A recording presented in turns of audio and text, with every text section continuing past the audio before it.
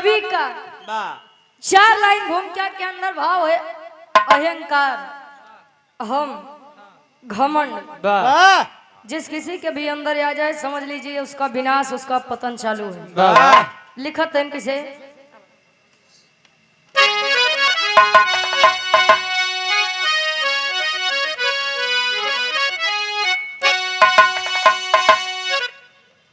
अंकुरित उर में होता अहंकार, जब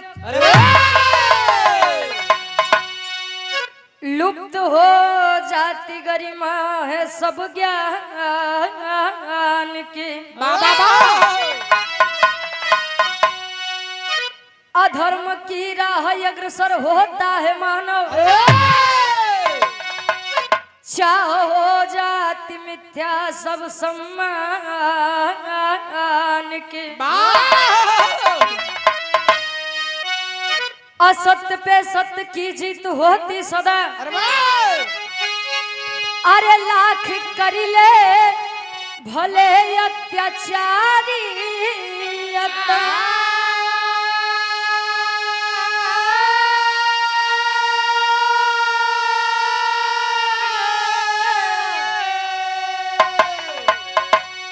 फूटता है घड़ा पाप का एक दिन, रोक सकता नहीं वह कुल का पतन।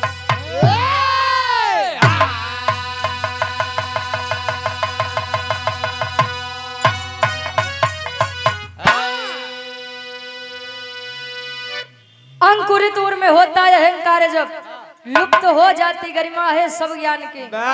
कहा जाता है यदि अहंकार घमंड आ जाए, कितना भी बड़ा ज्ञानी पुरुष हो, कितना भी बड़ा सज्जन व्यक्ति हो, लेकिन जान लो कर विनाश वहीं से चालू हो जाता है। असत्य पर सत्य की सदैव जीत होती है। अब पाप का घड़ा जाना था अखिलेश, अच्छा हाँ भारत है जरूर। विरह में पूरे विरह के निष्कर्ष कवि जी गजल के भाव में देते हैं। कैसे कोनो प्रेमी अपने प्रेमिका बदे कहे। अच्छा यह समय में प्रेमी और प्रेम के बड़ा ट्रेंडिंग में चला था, बड़ा जोर मकाए हैं। हाँ हो अब देखा था बिया भवा 40-45 साल के उम्र में, हाँ दूसरे के चक्कर में दुल्हन अपने दुल्हा के गर्दन ही रहती डावत। ज्यादा दूर के घटना न हो, ये सुल्तानपुर चांदा के घटना है। हाँ दुल्ही अपने दुल्हा के, हाँ तनी तू लोग बचा रहे।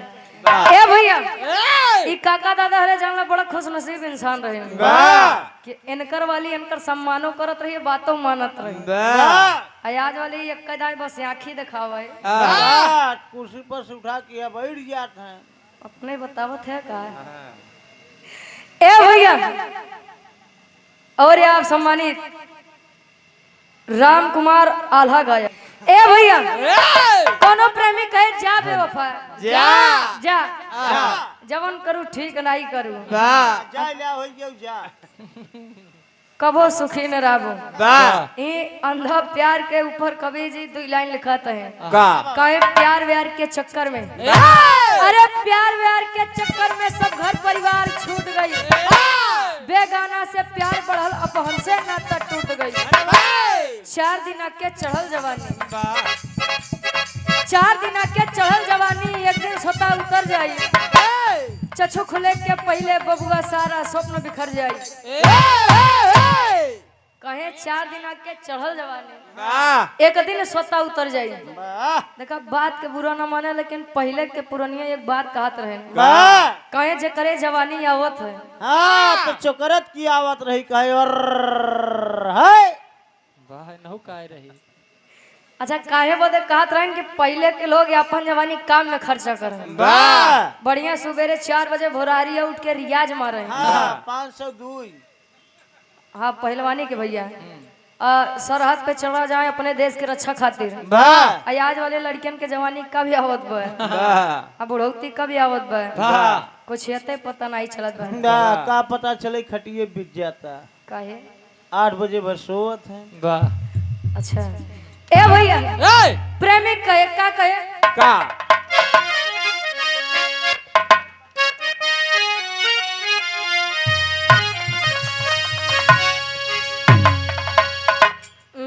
खून दिल की मेहंदी,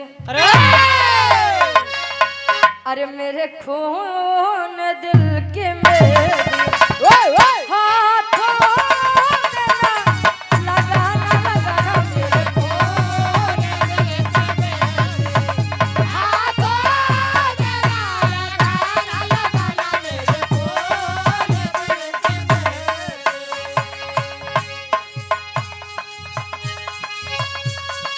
मेरे खून दिल की मेहंदी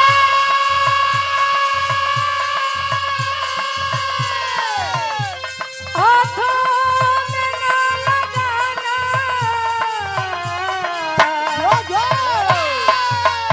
जब निकले मेरा जनाजा प्रेमी कहे जब निकले मेरा जनाजा सहनाइया बजाना बजाना जब निकले मेरा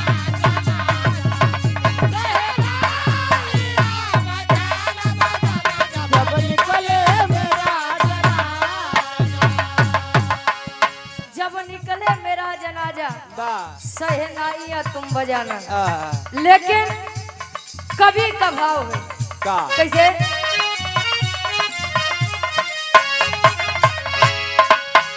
लाखों मुसीबत आए लाखों मुसीबत आए उसे हंस के गले लगाना लगाना लाखों मुसीबत आए उसे हंस के गले लगाना लगाना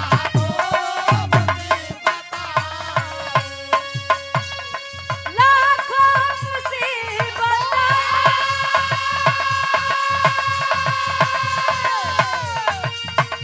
उसे हंस कर गले लगाना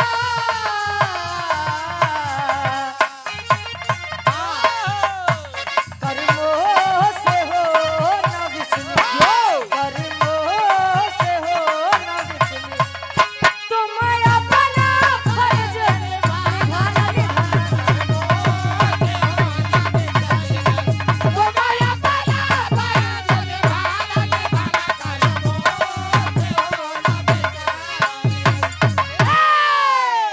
लाखों मुसीबत आए उसे हंस कर गले लगाना।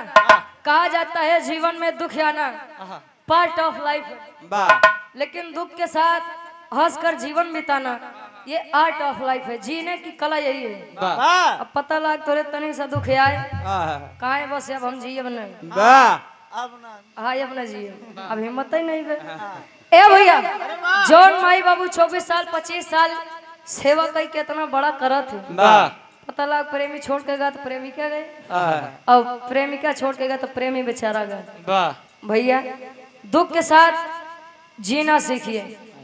देखने में हमको सबकी जिंदगी बड़ी अच्छी लगती है, बड़ी आसान लगती है कि यार काश हम उनकी जगह हुई तो कितना अच्छा होता। लेकिन उस व्यक्ति के ऊपर क्या बीतती है, वो किस हालातों से लड़ के वहां तक आया है, ये वही व्यक्ति जानता है। हमरे बिरहा के कहानी के शुरुआत यहीं से भाग कैसे गुरुजी अब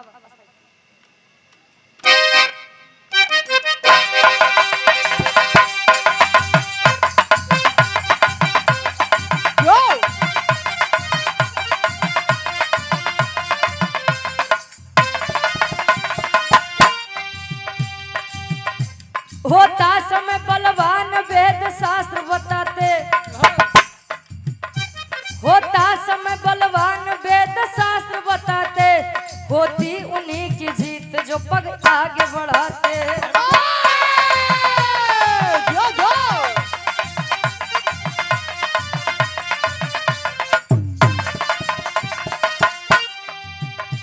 सीता हरण किया था कानन में दशानन, सीता हरण किया था कानन में दशानन, पापी कुलीन कर्म किया घोर या पावन।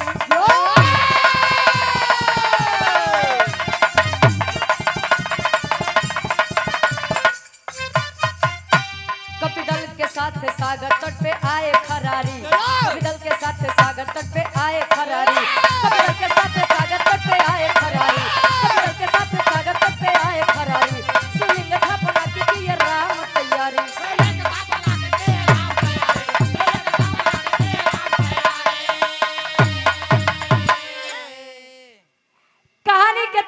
ला आसान पूर्ण विश्वास बा कहानी शीशा के जैसा साफ हुई वाह होता समय बलवान वेद शास्त्र बताते और होते उन्हीं की जीत जो पग आगे बढ़ाते। वाह संसार में समय से बड़ा बलवान कोई नहीं है। वाह समय यदि चाह ले राजा से रंक बना दे, यदि समय चाह ले वाह तो रंक से राजा बना दे। वाह प्रभु श्री रामचंद्र जी के राज्य तिलक हो जाता सवेरे, वाह लेकिन वारे समय के खेला वाह राजगद्दी तो नहीं मिली, लेकिन 14 वर्ष के वनवास मिल गया। राजा जनक की अपनी बेटी यानी सीता जी के विवाह यही देख के करे रहे कि हमार बिटिया राजघराने में जाई। राम जी के धर्म पत्नी बनी तो का जीवन में कोनो कष्टे न रहे। हमारे हिसाब से पूरी रामायण हम देख ही जाए। आप माई सीता के ढंग से कहूँ सुकून नहीं मिला। ए भैया प्रभु श्री रामचंद्र जी का वनवास हुआ, साथ में माँ सीता लक्ष्मण जी गए। बारे अच्छा पहले के जो भाई होते थे वो भय हरा होते थे। भाई हरा भय को हरने वाला भय हरा कहा जाता था। आज के लड़कन का कहीं हमरे भय करा, भय करा के मतलब भय को पैदा करने वाला। ए भैया प्रभु श्री रामचंद्र जी के साथ वनवास गए, माँ सीता का हरण हुआ, आप लोग जानते हैं। प्रभु श्री रामचंद्र जी एकदम मन मारे बैठा है, कहे हनुमान ए हनुमान बेटा हनुमान कहे का प्रभु, कहे कि मैं चाहता हूँ अब तो लंका के विनाश हो करी, उमा कोनो दूर आई नहीं कहे तब कहे मैं चाहता हूँ अपने आराध्य अपने इष्ट यानी भगवान भोलेनाथ की पूजा आराधना वंदना हो जाए। कहे तब कहना रे बेटवा जाए के शिवलिंग लेके आवा, शिवलिंग के साथे साथे जो इस संसार का ध्यान देंगे, संसार का जो सबसे ज्ञानी पंडित होगा वही के लिए आई के आवा, वही से पूजा आराधना विनती इबादत हो। हनुमान जी कहन बार बार प्रभु हम ही भेजा थे। हम न जा मन तक भेजते कागना जा मन कनाई भाई खाबा। ए भैया सैलेन तिवारी जी केसरिया सलेमपुर से फरमाइश बा, और राजा हो तो कैसे मनाए। प्रभु श्री रामचंद्र जी हनुमान जी का समझावत है बेटा हनुमान का समझावे। एक लाइन गीत लगत बा, कोनो दुल्ही अपने दुल्हा से कहे, मान ली हमारे दादी हरिंग के उम्र वाली है। हाँ हो अब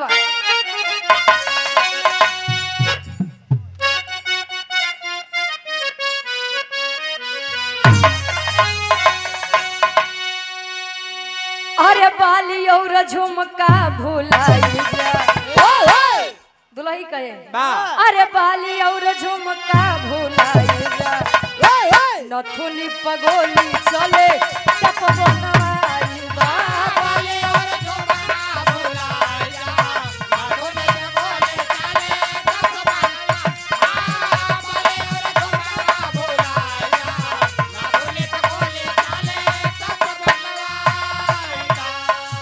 लेकिन प्रभु श्री रामचंद्र जी हनुमान जी से कहते हैं मानवा के मनसा पुराई दो,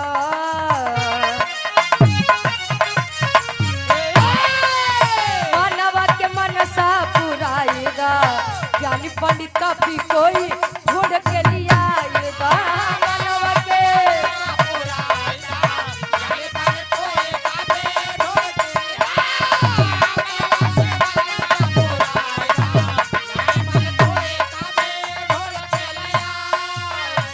और हृदय के गार्जियन जी परम आदरणीय परम सम्मानित श्री रामचंद्र जी हनुमान जी से कहे का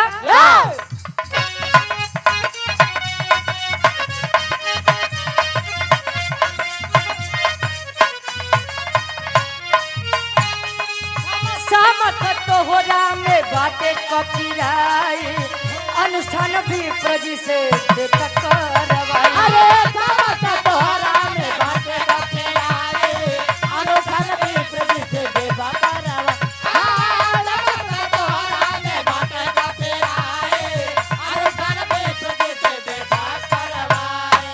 मानवा के मानसा पुराई मानवा के मानसा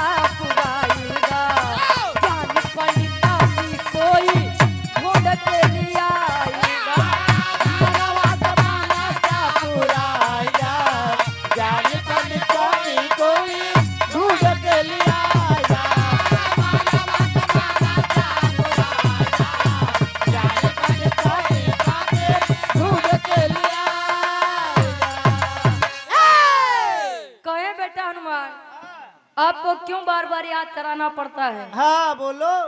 कि जवन काम तू कह सकत है वाह वो का ये सब नहीं कह सकते हैं। वाह आप पूरी जनता हमारे बस जय श्री राम, वाह जय श्री राम। पीछे पीछे टहरा खाली। हाँ बस जय श्री राम करे बदे बा जाइए और आप संसार का सबसे ज्ञानी पंडित लेकर आइए। वाह कहे प्रभु जब कुल कमो हम ही करबो तो ठीक आ जात है। हाँ। उड़ान भर दिए। अब पहुंचन कहा एक लाइन गीत लगत बा। ये गीत सुल्तानपुर अमेठी प्रतापगढ़ में एक समय रहन बड़ा ट्रेंडिंग में चलत रहे। वाह कैसे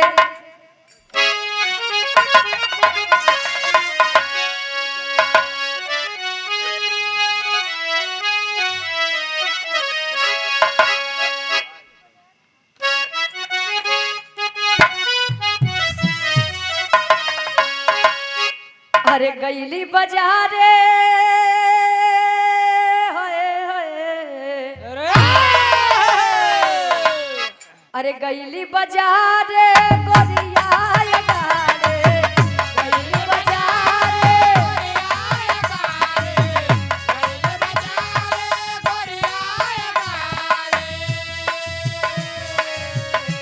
अरे गईली बाजारे गोरिया ये गारे, अरे आज पछाड़े से मारी रहे धक्का, घूंघट करे भैया घूंघट करे भैया गोरी गोल गप्पा घूंघट करे।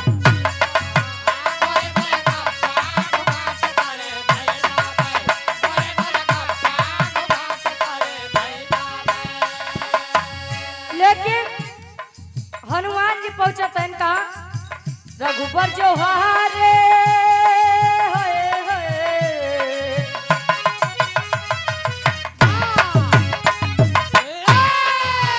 रघुबर जो हारे कहन मत पधारे, रघुबर जो हारे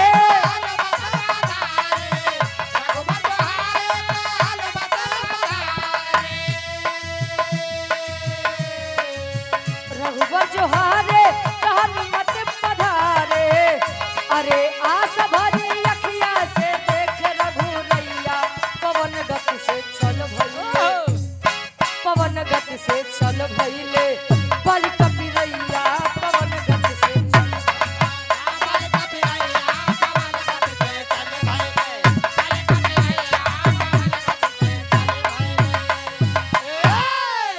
हनुमान जी पहुंचे कहाँ ब्रह्मलोक ब्रह्मा जी के पास। और जब ब्रह्मा जी लगे पहुंचे तो ब्रह्मा जी हनुमान जी का देखें कहीं कस हनुमान सब कुशल मंगल बा न कैसे हिये कहे प्रभु का बताई कुशल मंगल जौन बात तो है बा। प्रभु श्री रामचंद्र जी भगवान भोलेनाथ के पूजा आराधना वंदना करे चाहते हैं। कहे तब कहे उन्होंने कहा कि जाइए जो संसार का सबसे ज्ञानी पंडित हो, संसार का जो सबसे विद्वान पंडित हो, आप उसको लेकर आइए और शिवलिंग की स्थापना करवाइए। कहे तब कहे अरे तब कही बारे हम आप लगे चलाए, अब सृष्टि के रचयिता आप है तो जाहिर से बात भाई आपसे बड़ा विद्वान के बा। कहे ना बेटा हनुमान गलत जगह आ गए हो। कहे तब कहे गलत जगह आ गए हो। कहे तब कहा जाई कहे अगर जाई के बाद तो हमारे पनाती रावण लगे जा के रावण हो। कहे पगलाई का आए ओनही रावण से युद्ध फनब है और नहीं रावण से जाई हम मदद मांगे बने कदापि नहीं हो सकता। रावण ब्रह्मा जी कहे बेटा हनुमान जाना है तो जाइए अनाई तो लौट जाए। अब छोट मोट पंडित के बात करे होते तो चलो चले, संसार का सबसे ज्ञानी पंडित हम न जा पाऊ। और ये बात लोग जानते भी हैं और मानते भी हैं कि रावण से बड़ा विद्वान हुआ समय पे क्यों नहीं रहा। जे 6 महीना आगे के बाद बताई दे जेकरे घरे वाई देता है शनि देवता हरे बंदी बन के बैठा रहे, देवी देवता हुए झाड़ू पोछा करे, ऐसे बड़ विद्वान के भैया। ए भैया हनुमान जी जब इतनी बतिया सुनन कि रावण लगे जाए के पड़िए, निराश होकर के प्रभु श्री रामचंद्र जी के पास आ गए। जब श्री रामचंद्र जी लगे आए राम जी देखे कहे हनुमान हाँ। ब्रह्मा जी कहाँ है हाँ। कहे स्वामी नाई आए वाह। काहे बदे कहे उन्होंने कहा कि संसार का सबसे ज्ञानी पंडित रावण है वाह। कहे तब यहाँ का करे चला आया वाह। किराया भाड़ा ले। हाँ, गाड़ी उस समय नहीं चलवावत रहे। ऐसे पूछ ला ना वाह। ए भैया कहे तब का करे यहाँ चला आया कहे तब कहे जाइए कहे अरे गुरुदेव ए प्रभु अरे रावण के बात होत बया ओ नहीं रावण जे माई सीता के हर के अपने नगरी में लेके गवा कहे देखिए हनुमान आज मैं यहाँ पर एक योद्धा नहीं बल्कि एक लाचार असहाय मजबूर यजमान हूँ और तू पुरोहित लगे जाता है जा प्रभु श्री रामचंद्र जी आज्ञा देते हैं कैसे तेरी के भाव में कवि जी बताओ तो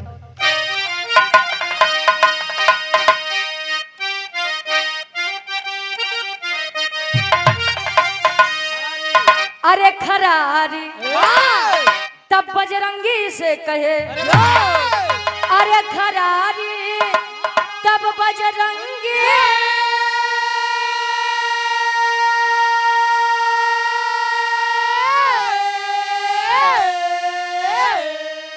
अरे खरारी तब बजरंगी से कहे लंका पति दशानन के लावा बलकारी अरे बलकारी अरे बलकारी खरारी तब बजरंगी से कहे लंका पति दशानन के अलावा बलकारी आदेश पाक के उड़ान भर दिए पहुंचते हैं कहाँ चौक के भाव में कवि जी बताओ तो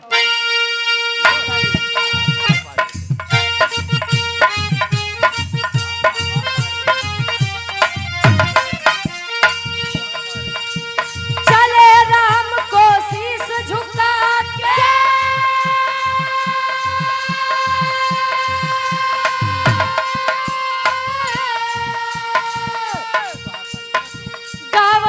गुणगान चले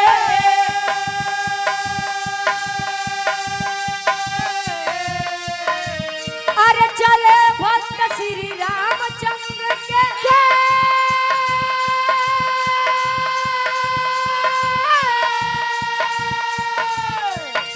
लंका के दरम्यान चले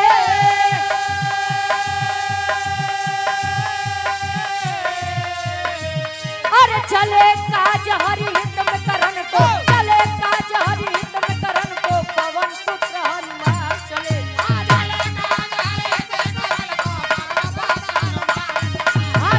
काज हरि हित में करण को पवन पुत्र हनुमान चले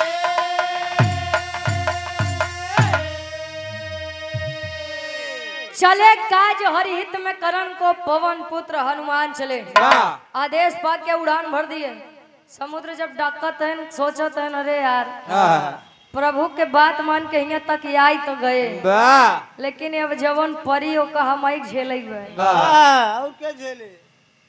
कहे एक बार लंका नगरी में आए तो लंका नगरी के मारे रहे तहास नहास कह के गए लंका नगरी जराई के अशोक वाट के यहाँ से बाहर कह के गए रावण अगर देखिए कि हनुमानवा आई हाँ तो जान ले जइए है ना साथे बेजती कई के दरबार से भगा दी हैं विचार करते हैं जब लंका नगरी में प्रवेश करे सोचते हैं कहीं काम करते हैं भेसवा बदल लेते हैं भेसवा अरे मतलब रूप बदल लेते हैं ए भैया अब जौन बानर वाली शरीर रही है अब प्रभु श्री रामचंद्र जी के नाम लेके शरीर जब रूप बदलते हैं एक बुढ़वा के रूप रखे बुढ़वा के रूप बनाई के लाठी डंडल है आ हिलत कांपत हिलत कांपत हिलत कांपत हिलत कांपत हिलत कांपत हिलत कांपत हिलत कांपत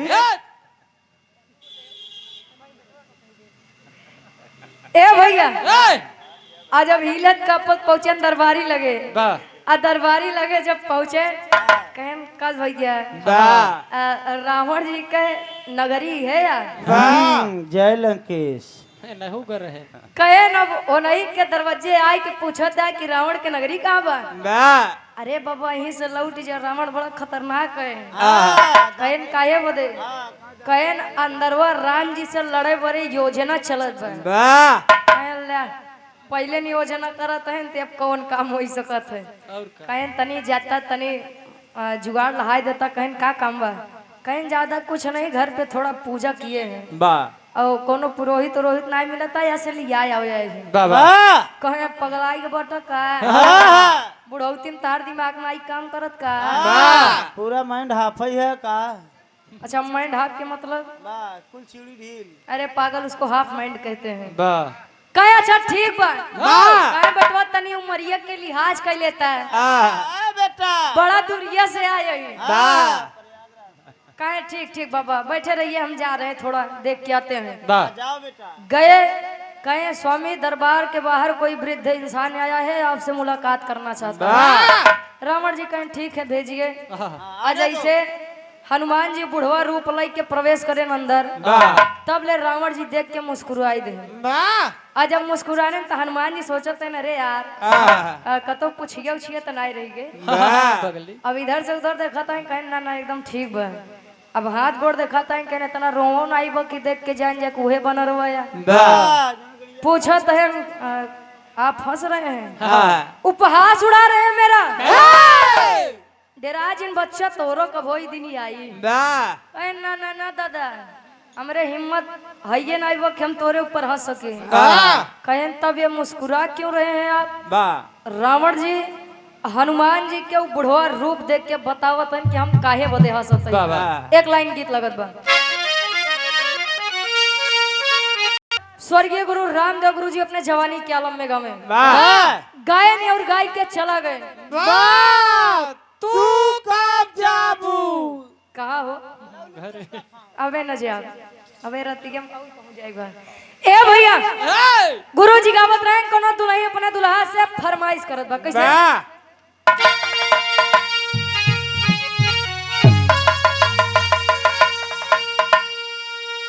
अरे झुलनिया के गुजवा अरे झुलनिया के गुजवा हई टूटल ये राजा टेसनिया से बढ़िया छूटल ए राजा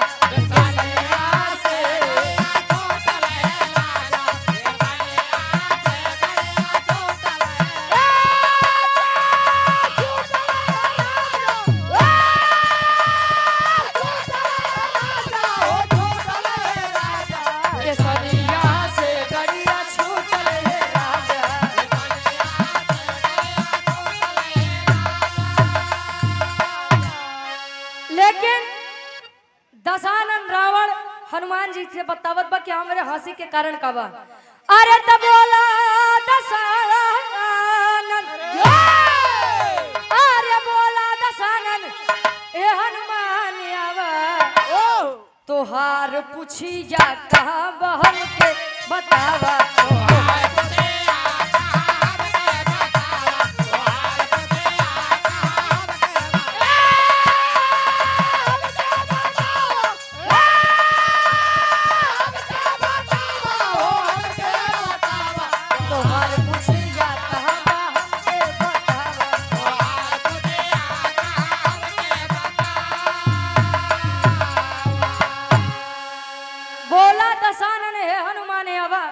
अतहार पूछिया कहाँ बा हमके बतावा।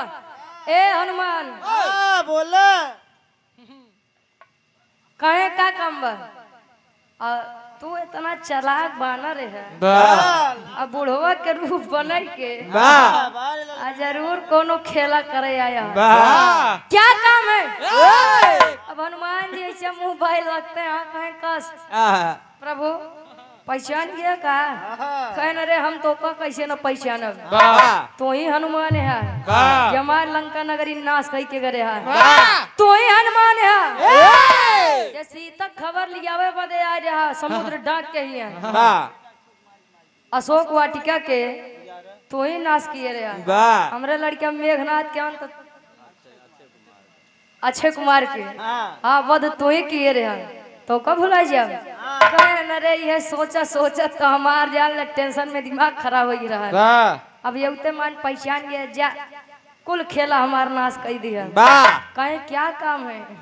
कहे जब काम में जाने चाहता तो ला सुना बतावत है। वाह हनुमान जी बताए कोने कामे बदे आप लगे आई।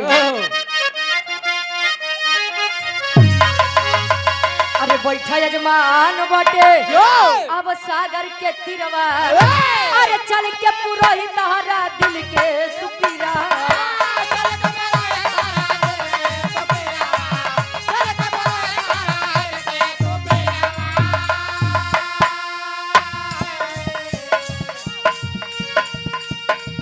अरे आप शिवलिंग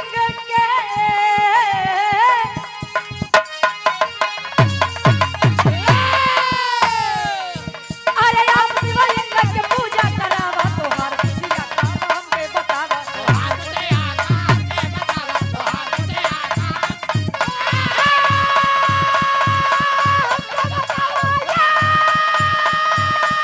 यो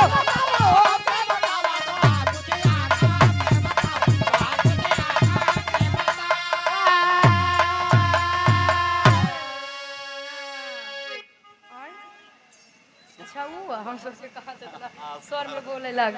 ए भैया प्रभु के आज्ञा सुन करके मैं यहाँ पर आया हूँ आपसे मदद लेने के लिए। कहें कौन मदद हो? कहें हमरे प्रभु श्री रामचंद्र जी बैठा है उनका शिवलिंग की स्थापना करवावे के बाद उन्होंने कहा कि जाइए संसार के सबसे ज्ञानी पंडित के पास। एक बात जान लीजिए, कोई भी अपने जाति से पंडित नहीं होता है, अपने ज्ञान से पंडित होता है। कहे हालांकि मैं ब्रह्मा जी के पास गया था, लेकिन ब्रह्मा जी ने कहा कि आपके पास जाने के लिए, और इसीलिए मैं आपके पास आया हूँ। तब ले रावण जी कहे हैं दुश्मन की मदद हम। पागल हो गए हो, दिमाग खराब हो गया तुम्हारा, कदापि नहीं हो सकता। चले जाओ, यहाँ देखा था युद्ध करे की तैयारी चलवा तो का लोग के पूजा पाठ लगा कहे अरे ना बाबा ऐसे जिन करा है। बहुत दूर से आए, बहुत दूरिया से आई। राम जी हमारे ऊपर बड़ा विश्वास बा। कहे नहीं हो सकता, अबे यजमानी करो बंद करेगी हम। कहे नहीं चला चलता है।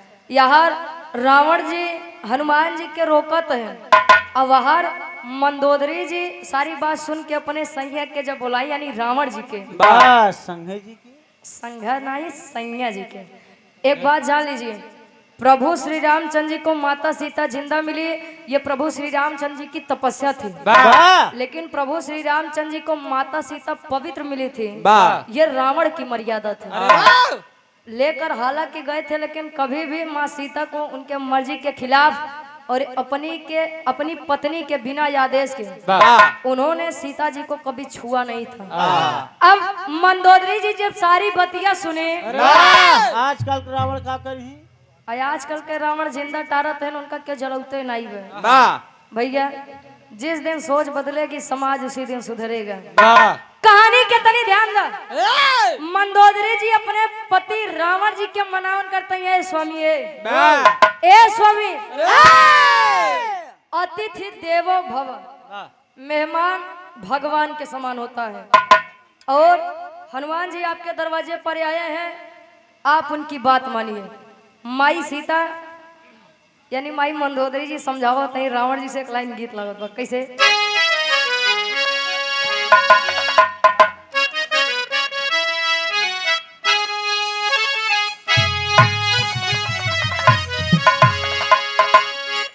अरे प्रभु या बसो वृंदावन में,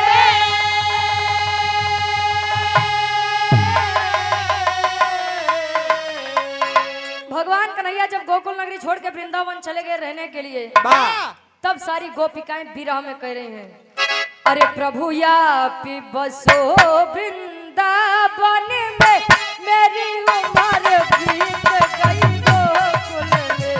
प्रभु आप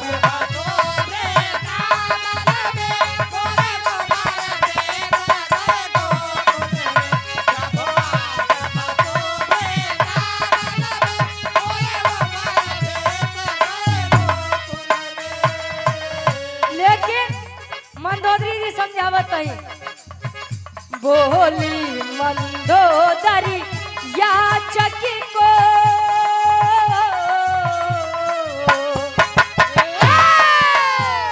ए स्वामी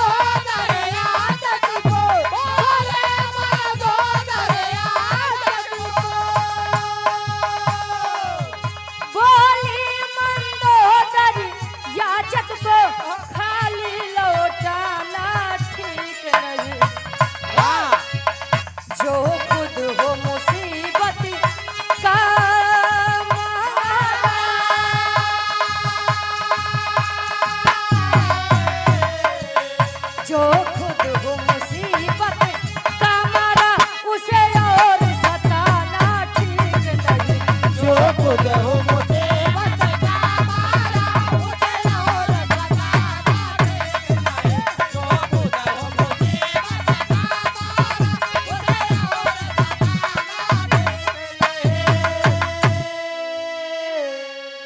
जो खुद हो मुसीबत का मारा उसे और सताना ठीक नहीं समझा। वैसे भी प्रभु श्री रामचंद्र जी की धर्म पत्नी को आपने ले आकर के रख लिया है। वैसे भी वो इतने दुख में है, तकलीफ में है। मैं चाहती हूँ कि आप जाइए और पूजा पाठ करवा के आइए। और वैसे भी भगवान शंकर हमारे भी आराध्य हैं। कहीं ठीक मंदोदरी जब तू इतना कहते है तो हम जाते हैं। पूरा अपन पोथी पत्रा उठाए पहुँचे, ध्यान दिए आमने सामने आज राम जी और रावण जी बैठा है। राम जी से रावण जी एकदम शुरू से पूछते हैं ना, आप कहाँ से आए हैं, आप किस वंश के हैं, और इस वनवास इस जंगल में आप क्या कर रहे हैं। प्रभु श्री रामचंद्र जी रावण जी से बताते हैं, स्वामी मैं अयोध्या के राजा दशरथ का ज्येष्ठ पुत्र राम हूँ। मैं 14 वर्ष का वनवास करने के लिए अपनी धर्म पत्नी सीता छोटे भाई लखन के साथ इस वन में आया था। राम जी बता रहे हैं रावण जी से, लेकिन वह रावण, वह दुष्ट रावण, वह पापी रावण, वो नीच रावण, नीक रावण। हाँ ए भैया, कहे मेरी पत्नी, मेरी धर्म पत्नी सीते को ले जाकर के अपनी लंका नगरी में रख लिया। कहे अरे ये तो बड़ी गलत बात है। कहे हाँ स्वामी बहुत गलत काम किए बा। कहे देखिए पुरोहित का मतलब ही यही होता है कि जो यजमान का पूरा हित सोचे। कहे कि देखा आज हम योद्धा बन के नहीं एक पुरोहित बन के आए हैं, और ये भी शुभ समय आने में काफी टाइम है, काफी समय है। आपको मुझसे जो चाहिए अगर मैं देने लायक रहा तो मैं आपको जरूर दूंगा, आप मांगिए। प्रभु श्री रामचंद्र जी रावण जी से वरदान मांगते हैं। कौन वरदान? बिरहा के आखिरी गीत लगत बा।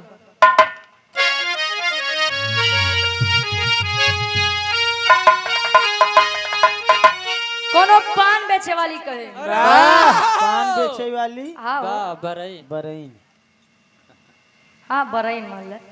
ए भैया पान बेचे वाली कहे कैसे,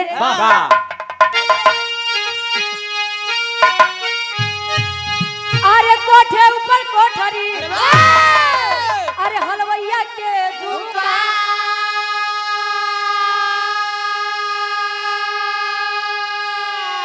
अरे हाथ से लड्डू छूट गया, अरे पनवैया मारे सारा, अरे पनवा खाइला, अरे पनवा खाइला राजा हमारी दुकान, पनवा खाइला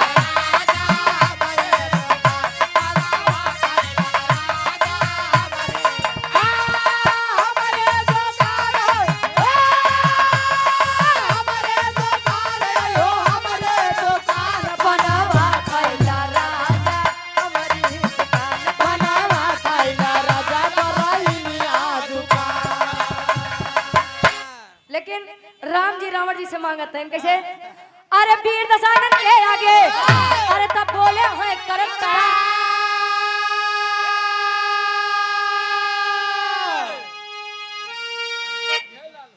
कहे वीर दशानन के आगे तब बोले हैं करतार। रावण के सामने राम जी दंडवत प्रणाम करके बैठे हैं और बता रहे हैं का,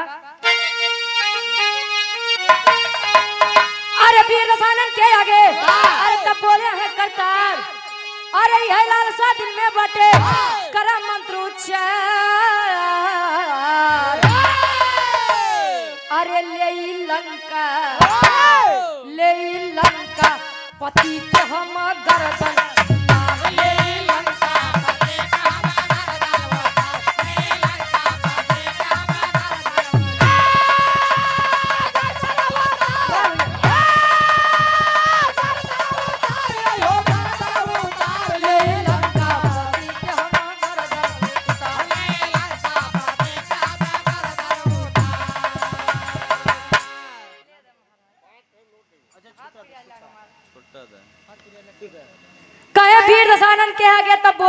उतार।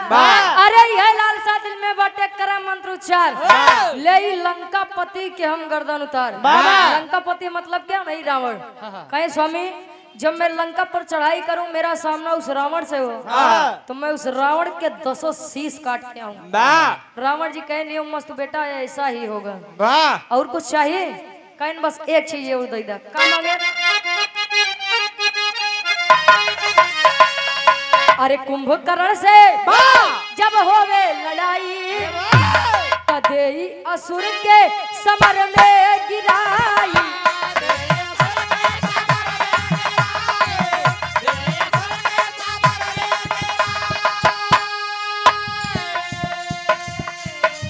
अरे रनवा में लक्ष्मण के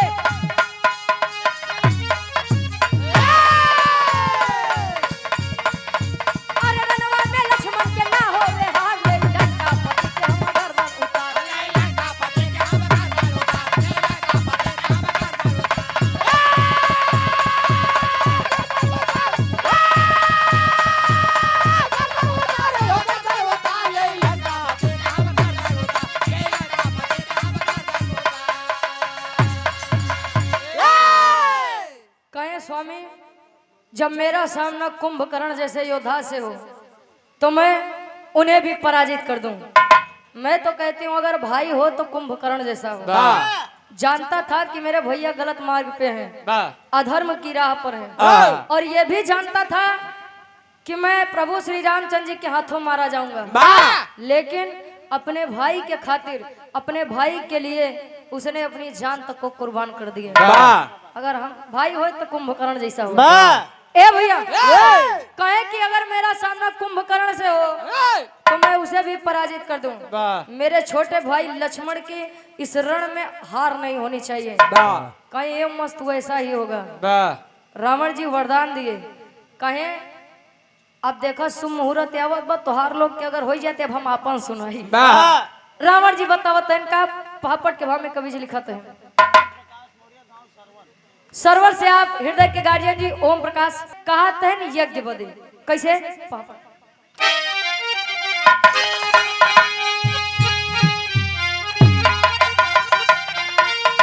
अरे रघुराई से बोले मधुरी बाणी रावण ज्ञानी हो।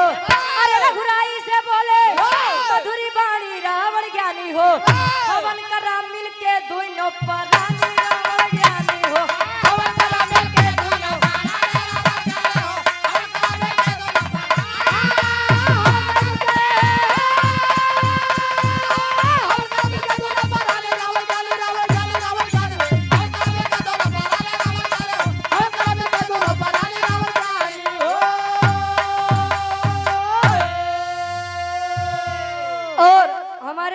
धर्म के बड़े भैया कार्यक्रम के आयोजक साहब देव अभियान 200 मिले।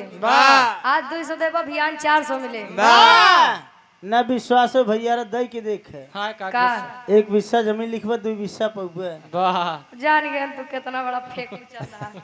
ए भैया प्रभु श्री रामचंद्र जी से रावण जी कहते हैं कि मैं चाहता हूँ ये जो हवन यज्ञ है आप दोनों प्राणी मिलकर करा कहें ले। ये तो दिक्कत है बस स्वामी, हमार सीता हमारे लगे है न बाटे। कहें ठीक ठीक आप लोग बैठिए मैं जा रहा हूँ। हनुमान जी का कहा तयन और रावण जी समझावत हैं। रावण जी गए कहा अब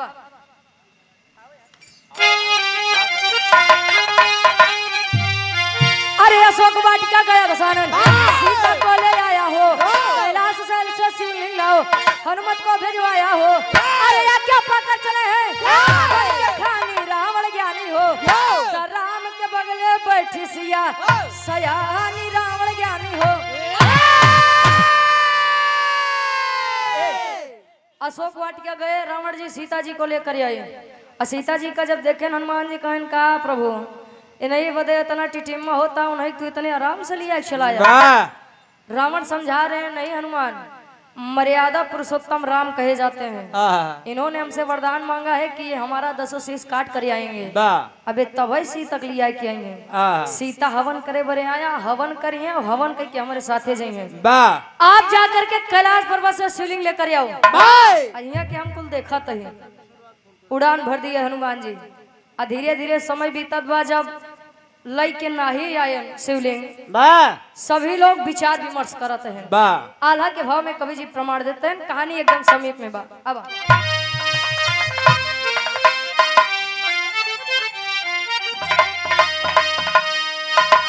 अरे राम जैसे स्वामी गतिया में कोई नहीं, सेवक में भक्त वीर हनुमान।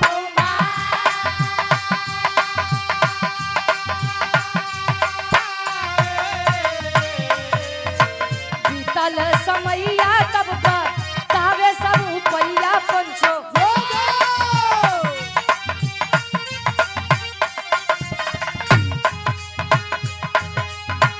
बीतल समैया तब बतावे सब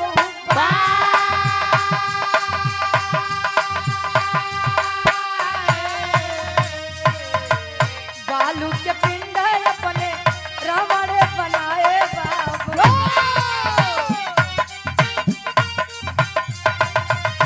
सागर किनारवा तब करवले नया निष्ठा।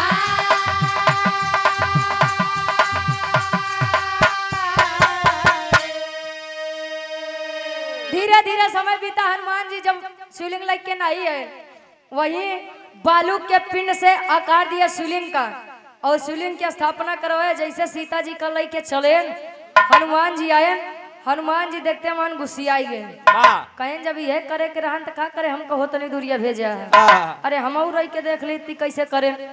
अब यार अब देखिए हनुमान जी को यहाँ पर थोड़ा सा घमंड हो गया। कहन वो बनवाया तक के था से ही बालू से हवा आवे तो उड़ जाए, ऐसे ने कौन मतलब ही निकला। रावण जी कहने हनुमान ए हनुमान हवा के अब बात छोड़ा, तोरे अंदर जितना ताकत हो कुल ताकत लगाई ले। अगर ये बालू के पिंड यहाँ से बाहर हो जाए तो जवन काबे हम तोन कह के चला जाए।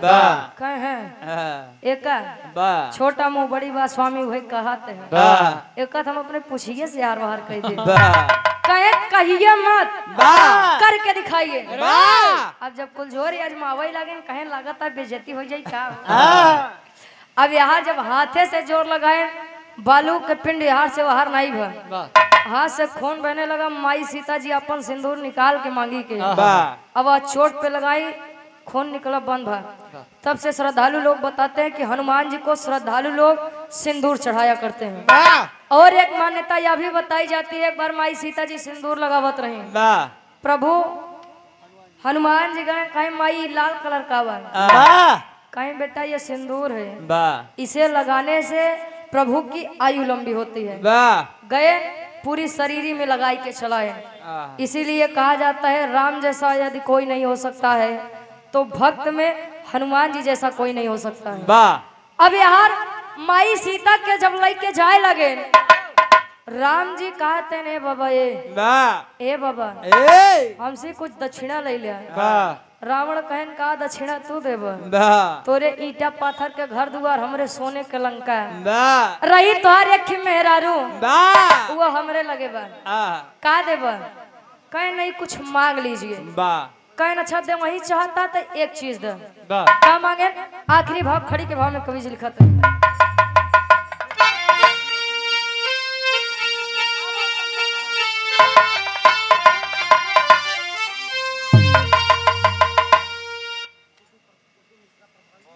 और या फिर देख के गाजी रावण जी राम जी से मांगते हैं का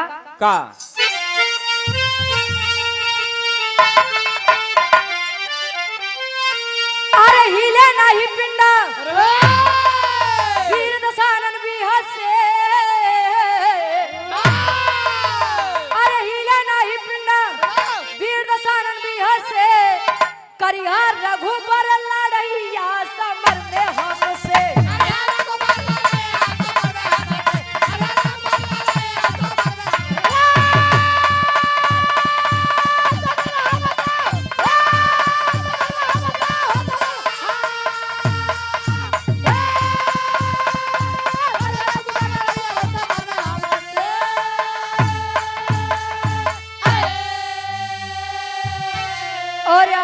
हृदय के गार्जियन जी सम्मानित आप प्रधान पीढ़ी मिशन धुबर लड़ैया समर में हमसे। वाह अब भाई रावण जी के तो घमंड रहा है, कहे कि हमारे इतना लंबा परिवार बा, वाह 1 लाख पूछ 1.25 लाख नाते ता रावण घर दिया न बाती।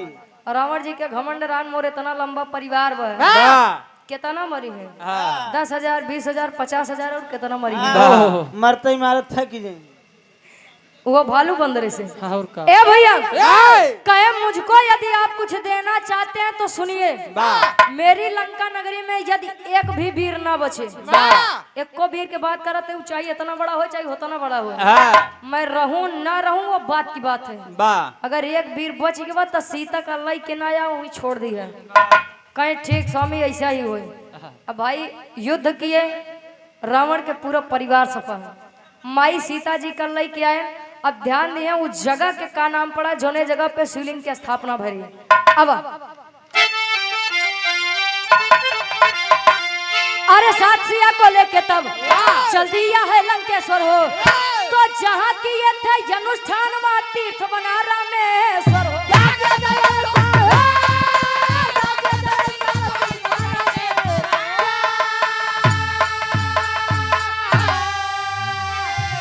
अरे तू दुनिया करती दर्शन आयब समर में हमसे, तो दुनिया करती दर्शन आयब समर में हमसे, करिया रघुबर लड़ैया समर में हम। सात सिया को लेके तब चल दिया है लंकेश्वर हो, और जहाँ किए थे अनुष्ठान वहाँ तीर्थ बना रामेश्वर हो, रामेश्वरम धाम। जब लोग गया जी के दर्शन अपने पुरखन के पिंड पर ही जाए थे, तो गया जगन्नाथ जी के दर्शन करा थे, तो 4 धाम और 4 तीर्थ स्थल में एक स्थल रामेश्वरम धाम भी आता है। और लोग वहां पे जाते हैं पिंडदान करके, यहाँ पर आने के बाद गया जगन्नाथ जी का भंडारा देते हैं। ये हमारे विराट के शीर्षक रहा। और यहाँ अयोध्या नगरी जब वापस गए तो अयोध्या वासी प्रभु श्री रामचंद्र जी, माँ सीता और लक्ष्मण जी के आने की खुशी में दीपक जलाए, और तब से लोग दिवाली के त्योहार मनावत है। और दिवाली का त्योहार यार रहा है, हकीकत बात बताई, जितना हिंदू त्योहार होते सबसे बढ़िया त्योहार हमें दीपावली की लागत है। जहाँ देखिए चारों तरफ रोशनी। नहीं भैया, ए भैया आखिरी में खानदान के परिचय बा। अब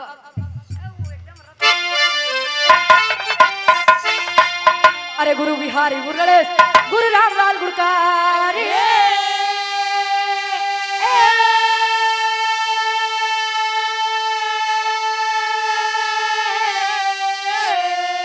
अरे स्वर्ग से चंद्रिका कबीर बच्चन जी बने पुजारी,